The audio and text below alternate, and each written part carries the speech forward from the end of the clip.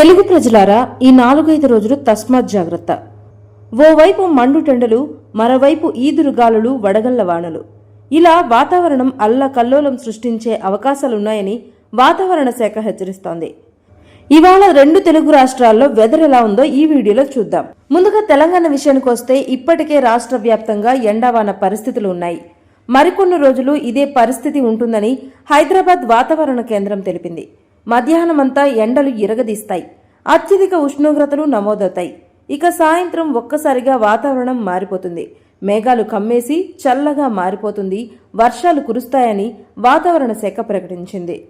హైదరాబాద్లో ఇవాళ ఉదయం నుంచే వర్షాలు కురిసే అవకాశాలున్నాయంటుంది వాతావరణ శాఖ.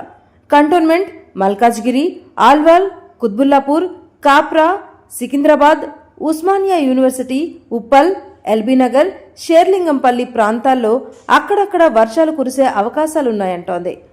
మేడ్చల్, రంగారెడ్డి జిల్లాల్లోనూ వర్షాలు కురుస్తాయట. ఇలా వర్షాలతో ఉదయం చల్లగా ఉన్న మధ్యాహ్నానికి ఎండలు ముదురుతాయని తెలిపింది. అత్యధికంగా 39 డిగ్రీల వరకు ఉష్ణోగ్రతలు నమోదవుతాయని వాతావరణ శాఖ హెచ్చరిస్తోంది.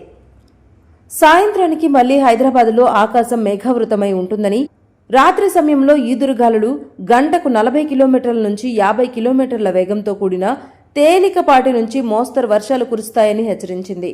ఇలా ఉదయం సాయంత్రం వర్షాలు కురిసే అవకాశాలున్నాయని హైదరాబాద్ వాతావరణ కేంద్రం తెలిపింది. హైదరాబాద్తో పాటు ఆదిలాబాద్, నిర్మల్, సంగారెడ్డి, వికారాబాద్ జిల్లాల్లో తేలికపాటి నుంచి మోస్తరు వర్షాలు కురిసే అవకాశాలున్నాయి. అందుకే ఈ జిల్లాలకు ఎల్లో అలర్ట్ జారీ చేసింది వాతావరణ శాఖ. ఇక భద్రాద్రి కొత్తగూడెం, ఖమ్మం, మహబూబాబాద్, సంగారెడ్డి, కామారెడ్డి జిల్లాల్లో అక్కడక్కడ వడగళ్ల వానలు కురిసే అవకాశాలున్నాయి. ఈదురుగాలుల తీవ్రత కూడా ఎక్కువగా ఉంటుంది. అందుకే ఈ జిల్లాలకు ఆరెంజ్ అలర్ట్ జారీ చేసింది తెలంగాణ వాతావరణ శాఖ. ఇదిలా ఉండగా ఆంధ్రప్రదేశ్లో కూడా ఎండావాన పరిస్థితులు ఉంటాయని ఏపీ విపత్తు నిర్వహణ సంస్థ వెల్లడించింది.